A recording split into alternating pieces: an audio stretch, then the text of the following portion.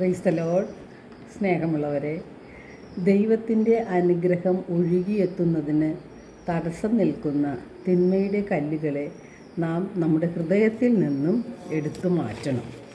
പൂർവ്വകാലങ്ങളിൽ പ്രവാചകന്മാർ വഴി വിവിധ ഘട്ടങ്ങളിലും വിവിധ രീതികളിലും ദൈവം നമ്മുടെ പിതാക്കന്മാരോട് സംസാരിച്ചിട്ടുണ്ട്. എന്നാൽ ഈ അവസാന നാളുകളിൽ തൻ്റെ പുത്രൻ വഴി അവിടുന്ന് നമ്മോട് സംസാരിച്ചിരിക്കുന്നു. നമ്മുടെ രക്ഷ യേശുക്രിസ്തുവിലൂടെയാണ്. ഇത്ര മഹത്തായ രക്ഷയെ അവഗണിക്കുന്ന നാം ശിക്ഷയിൽ നിന്നും എങ്ങനെ ഒഴിവാക്കപ്പെടും? അതിനാൽ നമ്മുടെ വിശ്വാസരഹിതമായ ദുഷ്ടഹൃദയം മൂലം ദൈവത്തിൽ നിന്നും അകന്നു പോകാതിരിക്കാൻ നാം പ്രത്യേകം ശ്രദ്ധിക്കണം. ഹൃദയ വിശുദ്ധി വരുത്തേണ്ടത് ഏറ്റവും അത്യാവശ്യമാണ്. ജെറമിയ 17:9 ജെറമിയ പ്രവാചകനിലൂടെ കർത്താവ് അരുളി ചെയ്യുന്നു, ഹൃദയം മറ്റെന്തിനേക്കാളും കാപട്യമുള്ളതും ദുഷിച്ചതുമാണ്.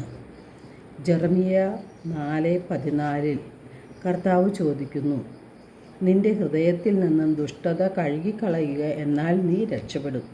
എത്ര നാളാണ് നീ ഈ ദുഷിച്ച ചിന്തകളും പേറി നടക്കുക എന്ന്. നമ്മുടെ ഹൃദയം കാണുന്ന കർത്താവ് നമ്മുടെ രക്ഷയ്ക്ക് തടസ്സമായി നിൽക്കുന്ന നമ്മുടെ ഹൃദയത്തിലെ തിന്മകളും ദുഷ്ടതകളും എല്ലാവിധ പാപങ്ങളും മാറ്റണമെന്ന് കർത്താവ് നമ്മോട് ആവശ്യപ്പെടുകയാണ്.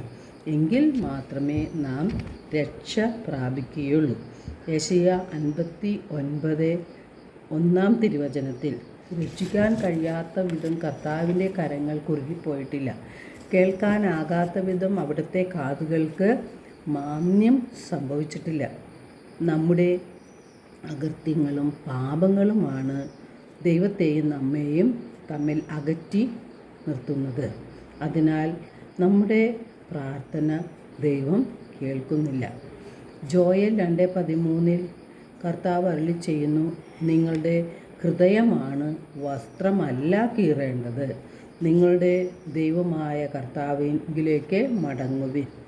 അപ്പോൾ അവിടുന്ന് ഉദാരമതിയും കാരുണ്യവാനും ക്ഷമാശീലനും സ്നേഹസമ്പന്നനും ശിക്ഷ പിൻവലിക്കാൻ സദാ സന്നദ്ധനുമാണ്.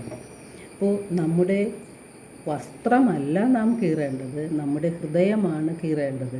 നമ്മുടെ ഹൃദയത്തിൽ നിന്ന് പാപമാലിന്യങ്ങളെ തുടച്ച് നീക്കി അവയെല്ലാം ഉപേക്ഷിച്ച്, പാപങ്ങളെയും പാപസാഹചര്യങ്ങളെയും ഉപേക്ഷിച്ച് നമ്മുടെ ദൈവമായ കർത്താവിലേക്ക് നാം മടങ്ങിയെത്തുമ്പോഴാണ് യഥാർത്ഥത്തിൽ നമുക്ക് ഹൃദയ വിശുദ്ധി ലഭിക്കുന്നത്. ആ വിശുദ്ധിയിൽ നിന്ന് നാം കർത്താവിനെ വിളിക്കുമ്പോൾ കർത്താവ് നമ്മുടെ പ്രാർത്ഥനകൾക്കെല്ലാം വേഗത്തിൽ ഉത്തരം നൽകും. എല്ലാവർക്കും നല്ലൊരു ദിനം ആശംസിക്കുന്നു. ദൈവം നമ്മെ ഓരോരുത്തരെയും സമൃദ്ധമായി അനുഗ്രഹിക്കട്ടെ.